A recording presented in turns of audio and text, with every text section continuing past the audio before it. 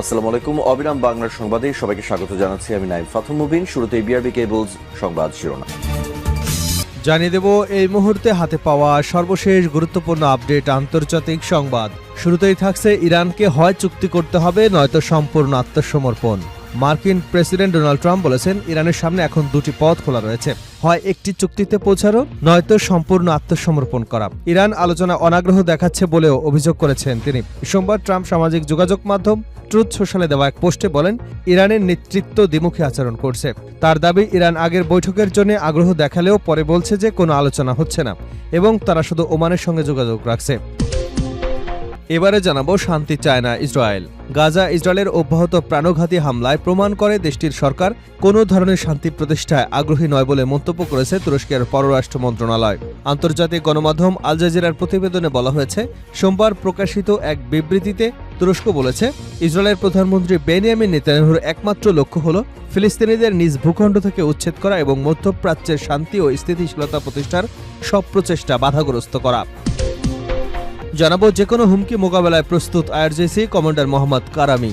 ইরানের Islamic revolutionary guard কর্পসের স্থলবাহিনীর কমান্ডার মোহাম্মদ কারামি বলেছেন দেশের উত্তর পশ্চিমাঞ্চলে মোতায়েন করা বাহিনী যে কোনো ধরনের হুমকি মোকাবেলার জন্য পুরোপুরি প্রস্তুত রয়েছে।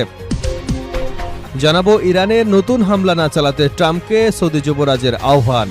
মার্কিন প্রেসিডেন্ট ডোনাল্ড ট্রাম্পকে ইরানের বিরুদ্ধে নতুন করে বড় ধরনের সামরিক হামলা না চালানোর আহ্বান জানিয়েছেন সৌদি আরবের যুবরাজ ও কার্যত দেশটির শাসক মোহাম্মদ বিন সালমান। টেলিফোনে ট্রাম্পের সঙ্গে কথা বলে ইরানের বিরুদ্ধে বড় ধরনের নতুন হামলার পরিকল্পনা নিয়ে উদ্বেগ প্রকাশ করেছেন তিনি। দুই মার্কিন কর্মকর্তা এ বিষয়ে অবগত আরেকটি সূত্র এ তথ্য নিশ্চিত করেছে।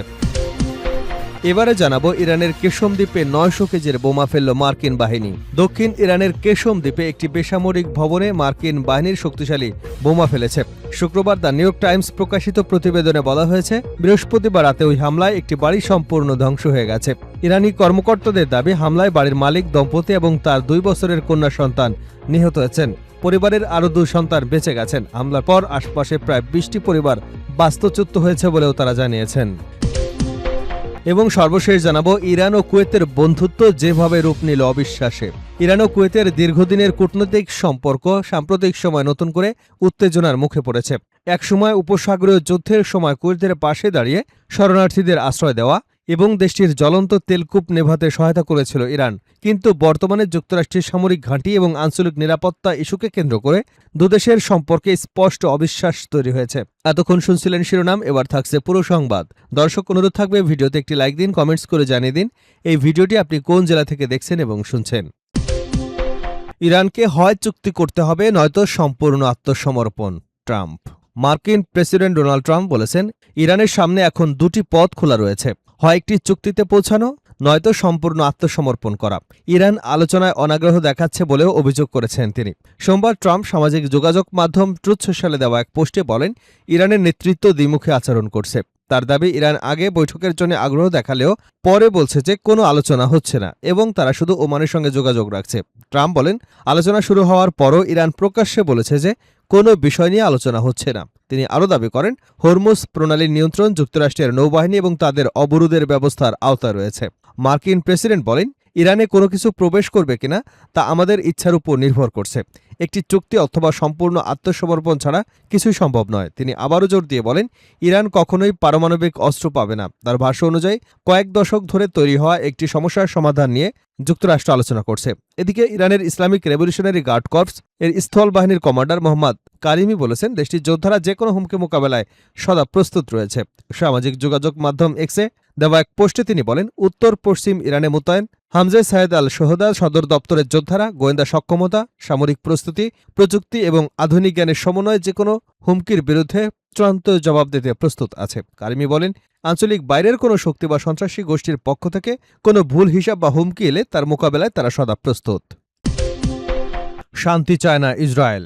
গাজায় ইসরায়েলের অব্যাহত প্রাণঘাতী হামলা প্রমাণ করে দেশটির সরকার কোনো ধরনের শান্তি প্রতিষ্ঠায় আগ্রহী নয় বলে মন্তব্য করেছেন তুরস্কের পররাষ্ট্র মন্ত্রণালয়। আন্তর্জাতিক গণমাধ্যম আল জাজিরার প্রতিবেদনে বলা হয়েছে, সোমবার প্রকাশিত এক সরকারি বিবৃতিতে তুরস্ক বলছে, ইসরায়েলের প্রধানমন্ত্রী বেনিয়ামিন নেতানিয়াহুর একমাত্র লক্ষ্য হল ফিলিস্তিনিদের নিজ ভূখণ্ড থেকে উচ্ছেদ করা এবং মধ্যপ্রাচ্যে শান্তি ও স্থিতিশীলতা প্রতিষ্ঠার সব প্রচেষ্টা বাধাগ্রস্ত করা। তুর্কি পররাষ্ট্র মন্ত্রণালয়ের বিবৃতিতে আরও বলা হয়েছে, নেতানিয়াহু ধারাবাহিকভাবে এমন পদক্ষেপ নিচ্ছেন যা মধ্যপ্রাচ্যের ভঙ্গুর ভারসাম্যকে আরও অস্থিতিশীল করছে।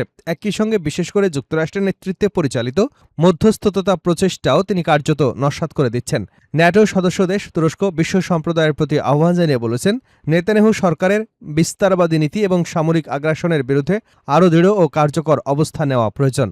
অন্যথায় পুরো মধ্যপ্রাচ্যকে সংঘাতের অঞ্চলে পরিণত করবার ঝুঁকি আরও বাড়বে। এদিকে যুক্তরাষ্ট্র গাজায় শান্তি প্রতিষ্ঠার লক্ষ্যে নতুন পরিকল্পনা ঘোষণার পরও রোববার ইসরায়েলি বাহিনীর হামলায় অন্তত ১৯ জন ফিলিস্তিনি নিহত হয়েছেন। এ ঘটনার পরপরই তুরস্কের পক্ষ থেকে ইসরায়েলের বিরুদ্ধে কঠোর প্রতিক্রিয়া জানানো হয়। যে কোনো হুমকি মোকাবেলায় প্রস্তুত আইআরজিসি কমান্ডার মোহাম্মদ কারামির দাবি, গোয়েন্দা তথ্য, উচ্চমাত্রার অভিযান প্রস্তুতি, আধুনিক প্রযুক্তি এবং সর্বশেষ বৈজ্ঞানিক সক্ষমতার সমন্বয়ে বাহিনীকে শক্তিশালী করা হয়েছে। তিনি আরও বলেন, যে কোনো ধরনের হুমকির জবাবে আমাদের যোদ্ধারা সিদ্ধান্তমূলক প্রতিক্রিয়া জানাতে প্রস্তুত। এদিকে বর্তমান পরিস্থিতিতে যুক্তরাষ্ট্রের সঙ্গে ইরানের কোনো আলোচনা চলছে না বলে সাফ জানিয়েছেন ইরানের পররাষ্ট্র মন্ত্রণালয়ের মুখপাত্র ইসমাইল বাঘাই। তিনি জানান, বর্তমানে শুধু ওমানের সঙ্গে হরমুজ প্রণালীতে জাহাজ চলাচলের নিরাপত্তা নিশ্চিত করবার বিষয়ে আলোচনা হচ্ছে। সোমবার সাপ্তাহিক সংবাদ সম্মেলনে ইসমাইল বাঘাই বলেন, ওমানের সঙ্গে আলোচনায় কোনো তৃতীয় পক্ষ নেই। যুক্তরাষ্ট্রের সম্পর্কিত বিষয় এবং ওয়াশিংটনের প্রতিশ্রুতি বাস্তবায়নের প্রশ্ন পরিস্থিতি অনুযায়ী পরে বিবেচনা করা হবে। ইরানে নতুন হামলা না চালাতে ট্রাম্পকে সৌদি যুবরাজের আহ্বান। মার্কিন প্রেসিডেন্ট ডোনাল্ড ট্রাম্পকে ইরানের বিরুদ্ধে নতুন করে বড় ধরনের সামরিক হামলা না চালানোর আহ্বান জানিয়েছেন সৌদি আরবের যুবরাজ ও কার্যত দেশটির শাসক মোহাম্মদ বিন সালমান। গত শনিবার টেলিফোনে ট্রাম্পের সঙ্গে কথা বলে তিনি এ সময় ইরানের বিরুদ্ধে বড় ধরনের নতুন হামলার পরিকল্পনা নিয়ে উদ্বেগ প্রকাশ করেছেন। দুই মার্কিন কর্মকর্তা এ বিষয়ে অবগত আরেকটি সূত্র এ তথ্য নিশ্চিত করেছে। প্রতিবেদনে বলা হয়েছে, জর্ডানে যুক্তরাষ্ট্রের একটি সামরিক ঘাঁটিতে ইরানের ক্ষেপণাস্ত্র হামলা এবং হরমুজ প্রণালীতে জাহাজ চলাচলে বাধা দেওয়ার জবাবে আগামী কয়েকদিনের মধ্যে ইরানের জ্বালানি সংশ্লিষ্ট স্থাপনায় হামলার বিষয়টি গুরুত্বের সঙ্গে বিবেচনা করছেন ট্রাম্প। তবে এখনও তিনি চূড়ান্ত নির্দেশনা দেননি। এ ধরনের হামলা হলে ৫ মাস ধরে চলা যুদ্ধ আরও ভয়াবহ রূপ নিতে পারে বলে আশঙ্কা করা হচ্ছে। যুদ্ধ চলাকালে ট্রাম্প একাধিকবার আলোচনার উদ্যোগ নেবার সংঘাত সাময়িকভাবে থেমেছিল। তবে কূটনৈতিক প্রচেষ্টা ব্যর্থ হবার পর আবারও পাল্টাপাল্টি হামলা শুরু হয়েছে। ইরান ইতিমধ্যেই হুঁশিয়ারি দিয়েছে, যুক্তরাষ্ট্র হামলা চালালে তারা ইসরায়েল উপসাগরীয় দেশগুলো জ্বালানি এবং গুরুত্বপূর্ণ অবকাঠামো লক্ষ্য করে পাল্টা হামলা চালাবে। নাম প্রকাশ না করার শর্তে একজন মার্কিন কর্মকর্তা এক্সিওসকে বলেন, সৌদি আরব সম্ভাব্য মার্কিন পদক্ষেপ নিয়ে উদ্বেগ জানিয়েছেন এবং হামলার পরিকল্পনা সম্পর্কে স্পষ্ট ব্যাখ্যা চেয়েছেন। আরেকটি সূত্রের ভাষ্য, মোহাম্মদ বিন সালমান ট্রাম্পকে উত্তেজনা না বাড়িয়ে হামলার সিদ্ধান্ত থেকে সরে আসার আহ্বান জানিয়েছেন। তবে এ বিষয়ে হোয়াইট হাউস এবং ওয়াশিংটন সৌদি দূতাবাস কোনো মন্তব্য করতে রাজি হয়নি। এর আগে বুধবার ট্রাম্পের সঙ্গে বৈঠক করেন সৌদির প্রতিরক্ষামন্ত্রী প্রিন্স খালিদ বিন সালমান। বৈঠকের আগে তিনি মার্কিন ভাইস প্রেসিডেন্ট জেডি ভ্যান্সের সঙ্গে সাক্ষাৎ করে সৌদি আরবের অবস্থান তুলে ধরে বলেন, সৌদি আরব ইরানের সঙ্গে উত্তেজনা প্রবর্তনের পক্ষেই রয়েছে। এরপরই তার সফরসূচিতে ট্রাম্পের সঙ্গে বৈঠকটি যুক্ত করা হয়। চলতি সপ্তাহে ইরান সমর্থিত মিলিশিয়াদের বিরুদ্ধে যুক্তরাষ্ট্র ও সৌদি আরব যৌথ হামলা চালালেও সৌদি নেতৃত্ব একই সঙ্গে সংঘাত বিস্তার ঠেকাতে বার্তাও দিয়েছে। সূত্রটির দাবি, ইরানকে ঘিরে চলমান যুদ্ধ এবং বৃহত্তর আঞ্চলিক পরিস্থিতি সম্পর্কে মোহাম্মদ বিন সালমানের দৃষ্টিভঙ্গি তুলে ধরতে এসব বৈঠক অনুষ্ঠিত হয়।